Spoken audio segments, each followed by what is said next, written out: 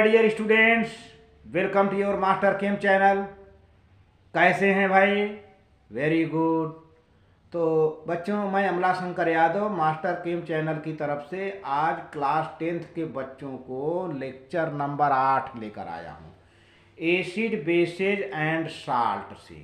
इसके पहले वीडियो में हमने एसिड का तरह तरह से केमिकल प्रॉपर्टी पढ़ा और आज भी कुछ न कुछ प्रॉपर्टी ही समझिए।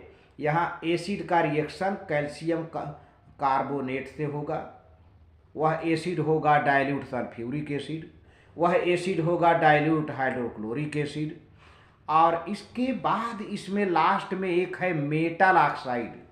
तो प्यारे बच्चों, मेटल ऑक्साइड हमेशा बेसिक नेचर होते हैं। कुछ मेटल ऑक्साइड को छोड़ करके कुछ मेटल ऑक्साइड एम्फोटेरिक होते हैं, जैसे Al2O3 aluminium oxide, zinc oxide वगैरह, तो एम्फोटेरिक होते हैं। लेकिन ज़्यादातर majority of metal oxide are basic in nature. तो बेटा, जब मेटल ऑक्साइड बेस है और वह एसिड से रिएक्शन कर रहा है, तो एक तरह से कायदे से कहो तो न्यूट्रलाइजेशन रिएक्शन ये भी हुआ है, हुआ ना। तो अब देखिए कैसा होता है। देखिए, अब यहाँ भी साल्ट एंड वाटर बनना है, तो चलते हैं। हाँ, तो बेटा देखिए, यहाँ पे है बेकिंग सोडा। बेकिंग सोडा, इसको खाने वाला सोडा भी कहते हैं। घरों में लोग इसे रखते हैं खाने के लिए, पूरी या कुछ बनाते हैं उसे फुलाने के लिए बेकिंग सोडा रखते हैं। इसको NaHCO3 इसका केमिकल फार्मूला है। NaHCO3 खाने वाला सोडा कहते हैं, अंग्रेजी में बेकिंग सोडा, और या तो फिर कहें सोडियम हाइड्रोजन कार्बोनेट भी कहते हैं और सोडियम बाइकार्बोनेट भी कहते हैं।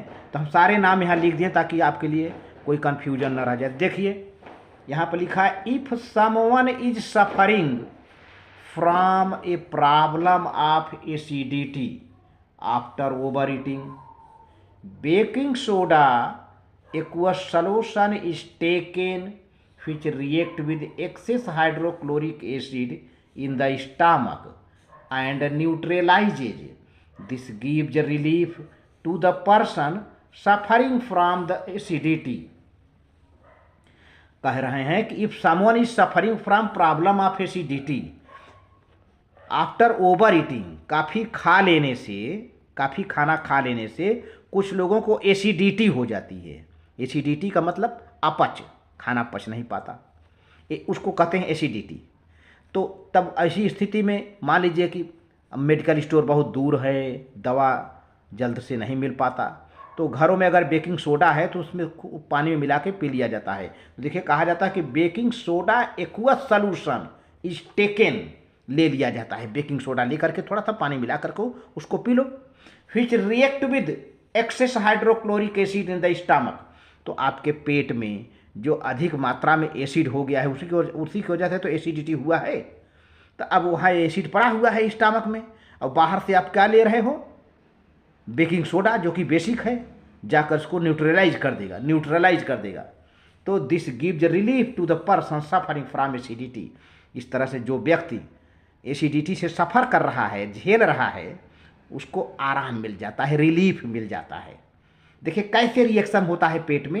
ये NaHCO3 है, इसको कहते हैं सोडियम हाइड्रोजन कार्बोनेट, या फिर देखिए कई नाम बताया हूँ, सोडियम बाइकार्बोनेट, या फिर बेकिंग सोडा, या हिंदी में कहो तो खाने वाला सोडा। ये है, प्लस हाइड्रोक्लोरिक एसिड जब कंबाइन करता है तो NaCl बेटा बन जाता है, सोडियम क्लोराइड जो कि साल्ट है, और HCO3 है तो उसमें CO2 गैस निकल जाती है गड़गड़ाहट के साथ। जब खाता है तो गड़गड़ करके गैस निकलती है, और फिर वाटर H2O, इस तरह से उसको बड़ा आराम मिल जाता है। ये है बेकिंग सोडा। तो क्वेश्चन आता है, why person suffering from acidity takes baking soda, है ना। तो इस पर आप लिखोगे, क्योंकि बेकिंग सोडा जा करके एसिड को क्या कर देता है? न्यूट्रलाइज कर देता है, और उसको आराम मिल जाता है। रिएक्शन भी बहुत बड़ा टफ नहीं है, दे दो। दूसरा है reaction between calcium carbonate and dilute sulphuric acid. यहाँ पर है कैल्शियम कार्बोनेट बच्चों जो है कई रूपों में पाया जाता है, कई कंपाउंड में पाया जाता है। मार्बल हुआ, चाक हुआ, खड़िया जिसे कहते हैं। तो देखिए पहले कल dilute sulphuric acid, dilute sulphuric acid react with metal carbonate and metal hydrogen carbonate to form metal sulphate, carbon dioxide and water. देखिए कैल्शियम कार्बोनेट है ये पर, H2SO4 है, कैल्शियम सल्फेट बन गया CaSO4 और H2O बन गया, तो CO2 यहाँ निकल गया, क्योंकि 3 ऑक्सीजन है ना, 3 ऑक्सीजन में से CO2 हो गया तो एक ऑक्सीजन बचा, H2O मिलके वाटर बन गया यहाँ पर, और बाकी सल्फेट तो पूरा आ ही गया, CaSO4 पूरा का पूरा सल्फेट आ गया, तो कैल्शियम सल्फेट बन गया यहाँ पर। अब बचा हाइड्रोजन और 3 ऑक्सीजन, तो H2O, एक ऑक्सीजन आ गया, 2 ऑक्सीजन बचे, CO2 हो गया।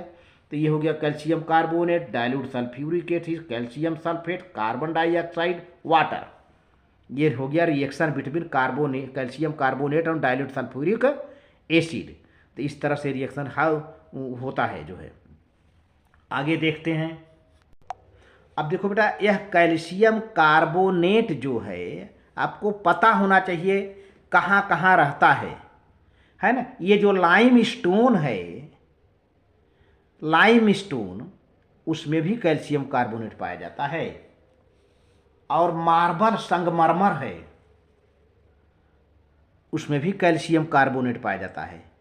इसीलिए कहा जाता है कि ताजमहल के आसपास इंडस्ट्रियलाइजेशन क्यों नहीं हो रहा है, क्योंकि अगर वहाँ इंडस्ट्रियलाइजेशन होगा बेटा तो सल्फर डाइऑक्साइड गैस निकलेगा, पानी से मिलकर सल्फ्यूरिक एसिड बन जाएगा, और ताजमहल के दीवारों पर गिरेगा तो क्या होगा, कैल्शियम कार्बोनेट बन जाएगा, पूरी दीवारें डैमेज हो जाएंगी।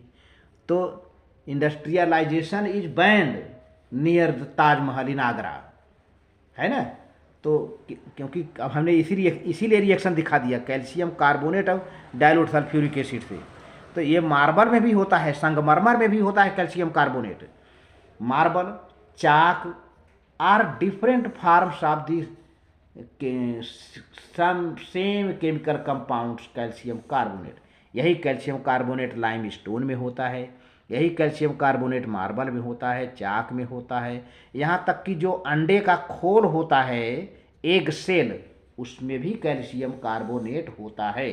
तब आप समझ लो अगर इन सब पर एसिड गिरेगा तो क्या होगा, कैल्शियम कार्बोनेट से रिएक्शन करके क्या हो जाएगा, कैल्शियम सल्फेट बन जाएगा, कार्बन डाइऑक्साइड निकल जाएगा, वाटर बन जाएगा। वही कैल्शियम कार्बोनेट पर कोई दूसरा एसिड हो, सल्फ्यूरिक एसिड के बदले में कोई दूसरा एसिड हो, जैसे हाइड्रोक्लोरिक एसिड, तब भी वही रिएक्शन हो जाता है, कार्बन डाइऑक्साइड निकलना है, वाटर बनना है, हाँ, साल्ट दूसरा बन जाएगा, कैल्शियम क्लोराइड बन जाएगा। तो देखिए reaction between calcium carbonate and dilute hydrochloric acid. Calcium carbonate reacts with dilute hydrochloric acid to form calcium chloride, carbon dioxide and water. अब देखो यहाँ पर कैल्शियम कार्बोनेट सॉलिड है और हाइड्रोजन क्लोराइड है, CaCl2, 2 क्लोरीन है, 2 से मल्टीप्लाई है, यहाँ पर 2 क्लोरीन है तो CaCl2 बन गया और 2 हाइड्रोजन बचा है, तो H2O, एक ऑक्सीजन यहाँ से ले लिया, वाटर बन गया, बचे यहाँ CO2, एक गैस बन गया, निकल गया। अब यही CO2 को अगर आप बाहर ना जाने दें, बचा लें, तो इस CO2 से आग बुझाने का काम किया जाता है, क्योंकि CO2 जलते हुए, CO2 के पास जलती हुई तीली ले जाओ तो बुझ जाएगी। तो इसलिए CO2 gas, carbon dioxide gas can extinguish the burning substances, यह जलते हुए पदार्थ को बुझा देता है। एक्सटिंग्विश माने बुझा देता है। Thus it is used as fire extinguisher, आग बुझाने वाले मशीनों में भी जो फायर ब्रिगेड वाले नहीं हैं, वो CO2 ही बनाते हैं केमिकली, वो आग बुझ जाती है। लास्ट है रिएक्शन बिटवीन मेटल ऑक्साइड। अभी जैसा कि मैंने शुरू में इंट्रोडक्शन दिया था कि मेटल ऑक्साइड अक्सर बेसिक होता है, कुछ एक्सेप्शन को छोड़कर, एल्युमिनियम जो कि एम्फोटेरिक होता है। एम्फोटेरिक माने क्या, ऐसा ऑक्साइड जो एसिड नेचर का हो और बेसिक नेचर का हो। तो हमारा यहाँ पर डिस्कशन वो सब नहीं है, क्योंकि हम चैप्टर से रिलेटेड डिस्कशन आपसे कर रहे हैं कि metal oxides are basic in nature. जब मेटल ऑक्साइड बेस है तो रिएक्शन करेगा किससे बेटा? एसिड से। तो बेस और एसिड का रिएक्शन कैसा होता है? न्यूट्रलाइजेशन। हो गया बात nature. When acid reacts with metal oxide to form salt and water and this reaction is also called neutralization reaction. अब देखो कापर ऑक्साइड है ये, जो कि ब्लैक कलर का है। कापर ऑक्साइड है, कापर मेटल है, ऑक्सीजन से जुड़ा है, कापर ऑक्साइड बना तो बेस हुआ है। और हाइड्रोक्लोरिक एसिड है, एसिड तो है ही है, जानते ही हो।